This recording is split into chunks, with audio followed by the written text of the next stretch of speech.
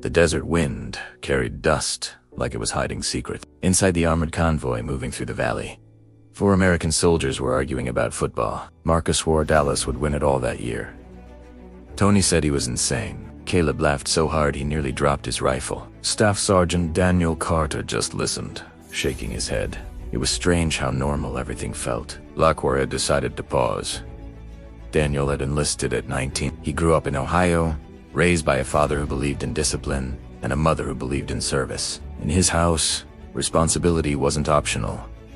It was expected. But he didn't join the army for pressure. He joined because he believed some things were worth protecting. Freedom, family, the people who couldn't protect themselves. And when he met Marcus, Tony, and Caleb in training, something changed. Marcus was steady.com under pressure, the kind of man who thought before speaking. Tony was fearless, loud, the one who could make anyone laugh, even during a 12-mile march. Caleb was the youngest, optimistic, certain that everything would work out in the end. They weren't assigned as brothers. They became brothers.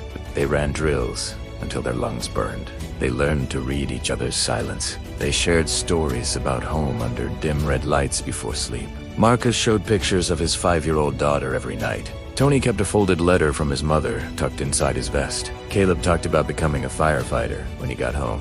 Daniel didn't talk much, but he watched them, and somewhere along the way, they made an unspoken promise. If things ever went bad, no one gets left behind.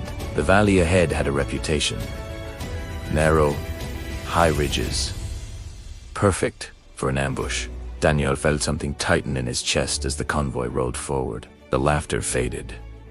The air felt heavier. And then the explosion hit. The lead vehicle lifted into the air, as if punched by an invisible fist. The blast wave slammed into Daniel's ribs. Gunfire erupted from the cliffs above. Chaos swallowed the morning, and in less than 10 seconds, everything changed. To understand what happened next, you have to understand what fear really feels like. The valley fear doesn't scream. It tightens. It narrows your vision. It makes every sound sharper. Daniel hit the ground behind broken concrete as bullets tore through metal around him. Contact left. Contact left. Marcus was hit first. A round tore through his side. He fell hard. Tony tried to reach him. Another explosion. Shrapnel ripped through the air. Tony went down. Time stretched in the cruelest way. Caleb crawled toward Marcus under heavy fire. Daniel laid down suppressive shots, forcing enemy heads down. Then Caleb jerked violently. A bullet tore through his leg. He collapsed. Daniel's breathing turned to mechanical. Fast. Shallow. He had a choice. Stay behind cover and wait, or run into open fire. Then he heard Caleb's voice. "Danny, please." That was it. Daniel ran. 40 yards of open terrain. No cover. Bullets snapping past his ears. One grazed his shoulder. Pain burned white. He didn't stop. He reached Caleb. Applied a tourniquet. Tight. "Look at me. You're going home." He lifted him, gear digging into his spine, and ran back through gunfire. Dirt exploded around his boots. He expected the impact that would end him. It never came. Caleb was alive. Marcus lay motionless in the open. Tony hadn't moved since the blast. Daniel turned back. He ran into the fire again. Not for glory. For his brother. He reached Marcus, rolled him over. Eyes open. Unfocused. Daniel pressed on the wound. Blood soaked through his gloves. "Stay with me." Helicopters thundered in the distance. Backup finally broke the ambush. But Marcus was gone. Tony never regained consciousness. 2 coffins returned home draped in American flags. Daniel and Caleb returned breathing. Months later, Daniel stood in Washington. The Medal of Honor was placed around his neck. The citation called it extraordinary valor. Applause filled the room. But Daniel didn't feel like a hero. He felt like the one who survived.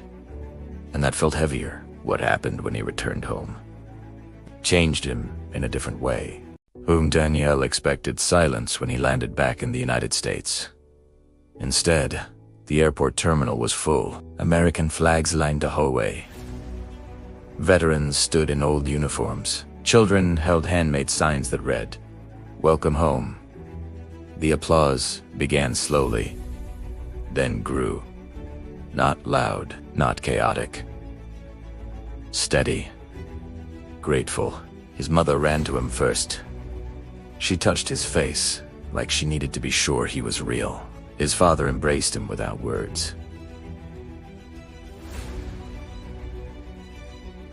Then Caleb stepped forward, walking with a limp. Alive, they looked at each other. No speeches. Just understanding. The town organized a parade. Neighbors lined the streets. Schools invited him to speak. Local businesses created scholarships in Marcus and Tony's names. America did not forget them. The country he fought for stood behind him. Not with politics, with gratitude. Daniel began speaking publicly years later. Not about medals, about brotherhood, about responsibility, about the cost of freedom. He tells people courage isn't loud. It's a decision made in seconds. A decision that echoes for decades. The medal rests in a glass case now. But some nights, he still hears the valley. He still sees 4 young men laughing in the convoy. They made a promise. For leave. For return. Sometimes war breaks that promise, but it never breaks the bond. And somewhere tonight, another convoy is rolling through unfamiliar terrain. 4 young soldiers laughing inside, believing they are invincible. And somewhere, a decision will be made in seconds. That will define a lifetime. If this story stayed with you, the next one is even harder to hear. Because, on a frozen mountainside in 2005, one soldier faced a choice that saved his team, but cost him everything. That story. He's next.